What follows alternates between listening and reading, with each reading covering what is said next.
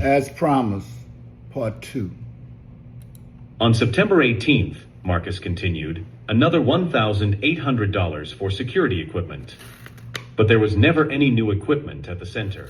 And on September 25th, the withdrawal that caught our attention the most, $3,200 for outside legal counsel.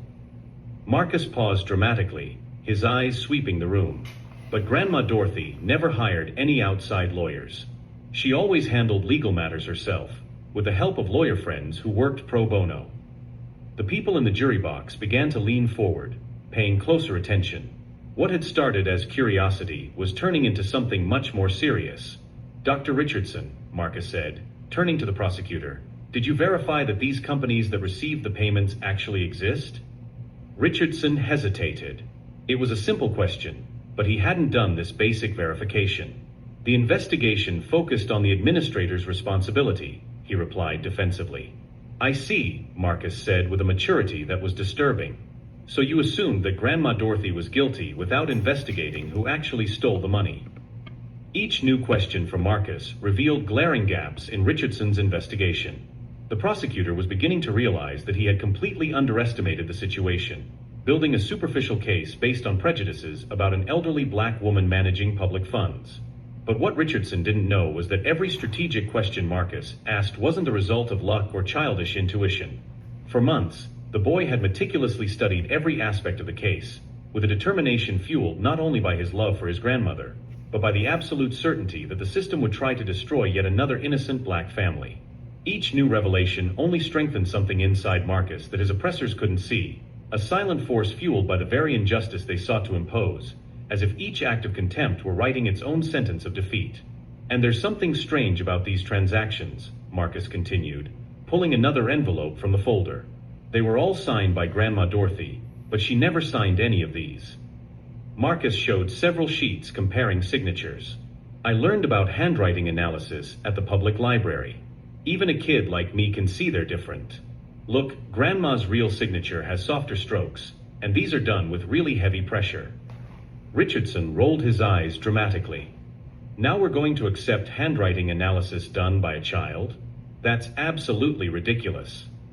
"Dr. Richardson," Marcus replied with impressive politeness, "do you have any professional handwriting analysis to prove that these signatures are genuine?" The prosecutor hesitated. This was another basic check he hadn't done. The investigation focused on the most relevant aspects of the case. "I see," Marcus said. "So you have no proof that Grandma Dorothy actually signed these documents." As Richardson struggled to formulate a response, Marcus continued with a confidence that left everyone stunned. For the past 2 months, since he had learned of the charges, the boy had turned his nights into intensive study sessions. The truth was that Marcus wasn't doing it alone. Mrs. Patricia Williams, a retired librarian and former paralegal, had become his secret mentor. Patricia had worked for 30 years in law firms and immediately recognized the boy's potential when he showed up at the library asking for books on legal procedure. "Marcus," Patricia had said 2 weeks earlier, "you have an exceptional legal mind. But we need to be strategic. In court, they're going to try to disqualify you because you're a child. You need to be 3 steps ahead of them." Together, they had developed a meticulous presentation. Patricia taught Marcus about the order of evidence, how to ask questions that expose flaws in the investigation, and most importantly, how to remain calm in the face of condescending opponents. "But the most important discovery is here," Marcus said, pulling out an official document. "This is a report from the bank showing that on the day the money disappeared, someone called the account at 2:30 p.m. The call lasted 15 minutes. Marcus showed another piece of paper. "And this is the medical record from Brooklyn Methodist Hospital proving that at that exact time, Grandma Dorothy was with me in the emergency room. I was having an asthma attack, and she was there from 1 to 5 p.m. A murmur ran through the room. It was the first concrete and irrefutable evidence that Dorothy could not have made the transaction. Richardson stood up nervously. "Your Honor, these documents were not presented during the discovery phase." "Dr. Richardson," Marcus replied, "did you present any evidence proving that Grandma Dorothy was present when the money was stolen?" Another awkward silence. Richardson had built his entire case on Dorothy's technical responsibility without ever verifying that she was physically present at the time of the crime. "Furthermore," Marcus continued, Did you check the security cameras in the building where the housing program office is located? Richardson was starting to sweat. The cameras weren't working that day. Interesting, Marcus said with calculated innocence. Because I called the security company last week, and they told me the cameras were working perfectly. They even offered to give me the recordings for free to help Grandma Dorothy. The room erupted in murmurs. Richardson realized he was being systematically dismantled by an 8-year-old who had done basic investigative work he had neglected. How did you get this information? Richardson asked, his voice betraying a mixture of anger and desperation. It's simple, Marcus replied. When you love someone, you do whatever it takes to protect them. I've spent the last 2 months studying this case every day after school. Dorothy, who had remained silent until then, began to cry quietly. Her 8-year-old grandson was fighting for her with a determination and intelligence she had never imagined possible. Judge Carter leaned forward, clearly impressed.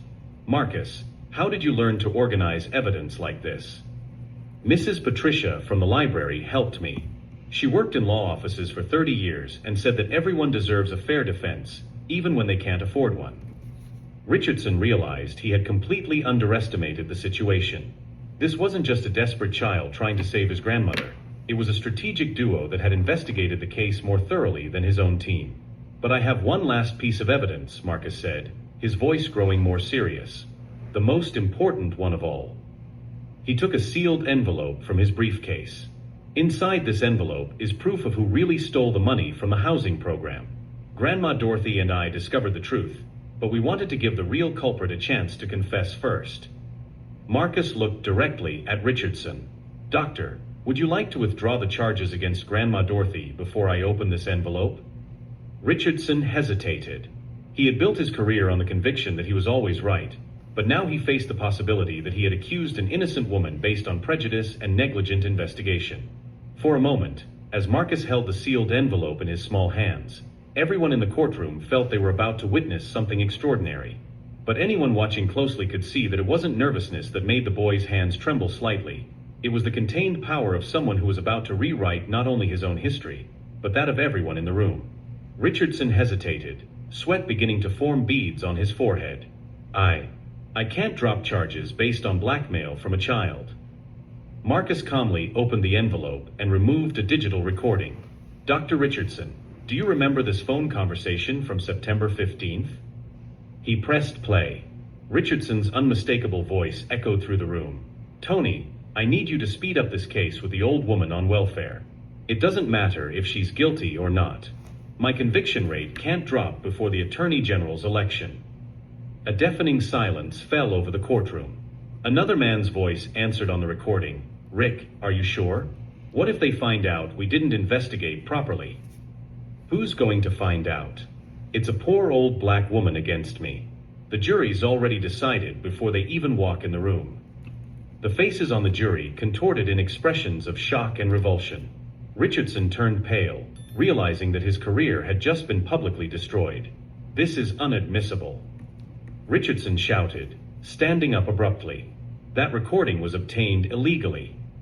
Actually, Marcus said with impressive calm, it was obtained legally. Mrs. Patricia taught me about recording laws. This conversation took place on the public office phone, which has clear notices about recording for transparency purposes. Judge Carter was visibly shaken. In his 3 decades on the bench, he had never witnessed such an exposure of procedural misconduct. Marcus continued, Dr. Richardson, do you also remember this message you sent to Tony 3 days later? He showed a printout of the text. The investigation needs to focus solely on the administrator's responsibility. I don't want any detectives wasting time checking companies or signatures. Case closed in 2 weeks, maximum.